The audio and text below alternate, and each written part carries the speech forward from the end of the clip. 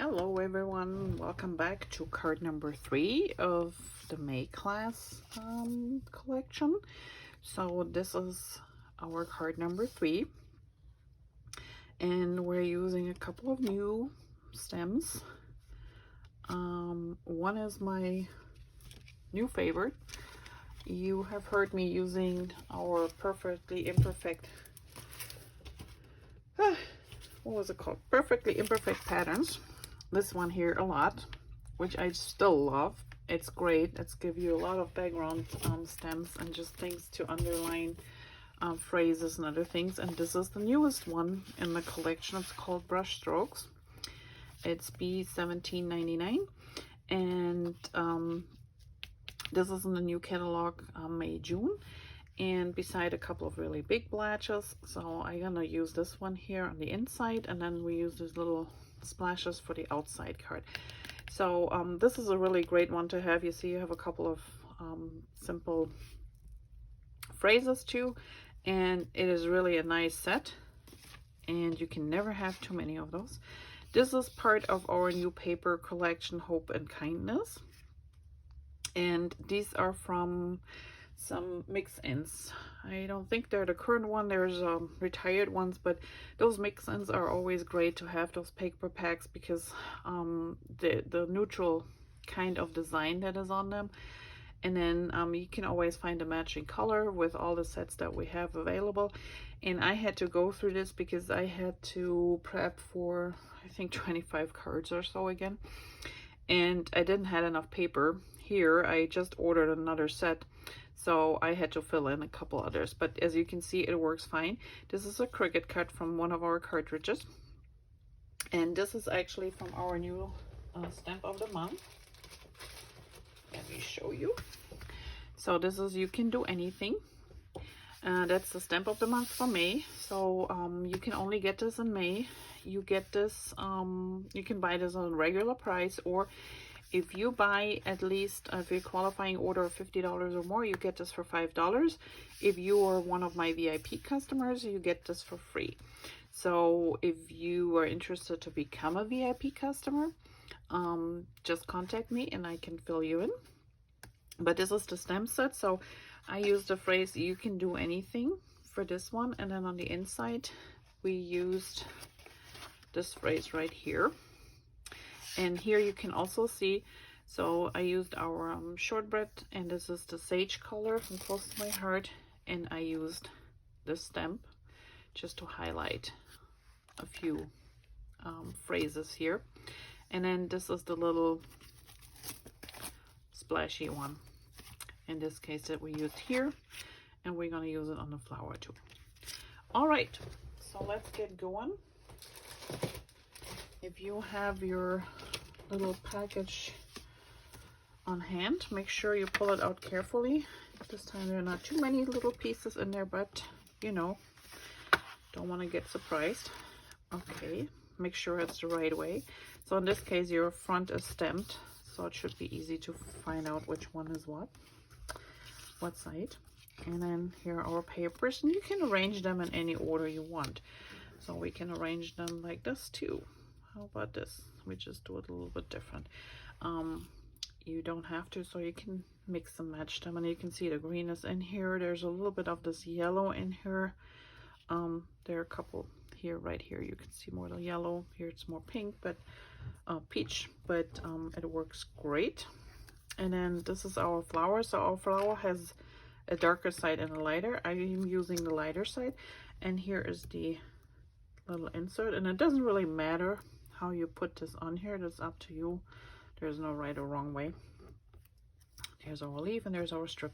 So first we're going to start with the strips, and I'm gonna put some adhesive on there. And well, this is the one side which is so pretty. The other side of the paper is also pretty, so it's kind of hard. So you can pick and choose which one you want. So this one I place somewhere up here, so I have a nice even space on this side and on that side. Let me see, it looks okay. Now we do the other side, and I do the middle last. So I just want to make sure that I keep the yellow one about the same distance here and also from the side here. That looks, I have to always look again because when you see it from the side it's a little bit off sometimes. That's better. Okay, and now we can match this one here in the middle.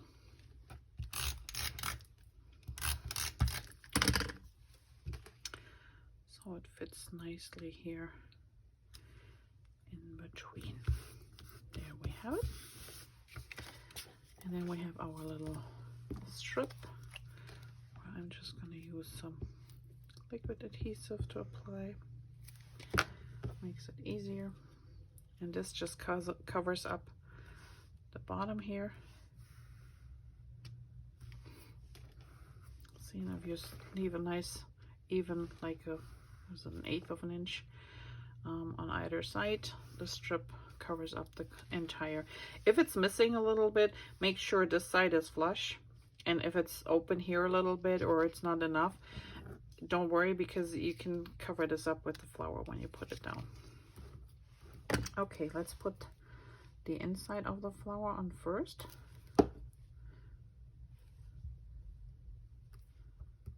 And then we're also going to put on our leaves.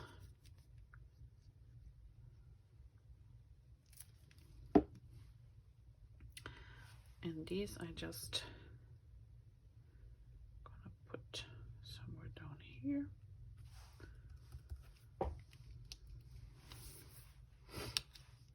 Our flower. Before I put the flower down, so we're gonna use our sage stem. And this is our little dots. And normally I would flip my Versa mat around, but this is such a tiny stem. We don't really need to, so I just put one here in the corner, and then I think I had one over here, which actually these two have adhesive on them. Oh, that's okay. I just stamp with the corner here and with the bottom. There you go. And you can add more if you want to, but I'm fine with that one. And now we can place our flower on here, and the flower is raised, so I'm gonna put a couple of these on here. Don't have to overdo it, it's just paper, it's a thin flower, it's nothing heavy that needs to be supported by a lot of these, just a few will do. And then I just want to make sure I don't cover up the phrase here, and there we have it. Now all that's left, I did with a black pen just a couple of dots here, and then in between here, and you can do as many as you want. And once this is dry, I can erase this. So as you can see, this was my card for my first design. So here we just switched up the strips a little bit. Either way it works. So whatever you want to do, it's fine. Just go ahead, lay them down. Oh, we need to do some stamping in here. So one goes down here and one goes up here.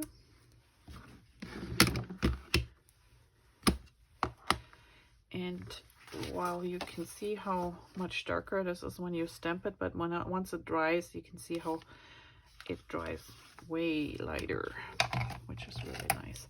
And then I just did a little doodle frame around here. Whatever you feel comfortable with. If you're better using a ruler, go ahead, grab a ruler. If you're free spirit, just do what I do, just go for it. There's no right or wrong way. Anything will look good. I just like to do it this way because I think these little doodles just finishing off a card and give it a nice frame. All right, and there you have it. Simple, easy, but I think still pretty. This is card number 3. I hope you had fun, you enjoyed it, and like I said, if you're thinking about getting one of these background stems, make sure to grab at least one. The Perfectly Imperfect pattern still available. I will put the number down below. And then this one is the newest one, brush strokes, and I think it gives you a lot of different ways to use them as backdrops. I mean, you can always, when you have a phrase, use these as a backdrop. This big one would have worked. It just highlights your phrase a little bit and just gives a little bit something extra. So thanks for watching, and I will see you back soon for number 4.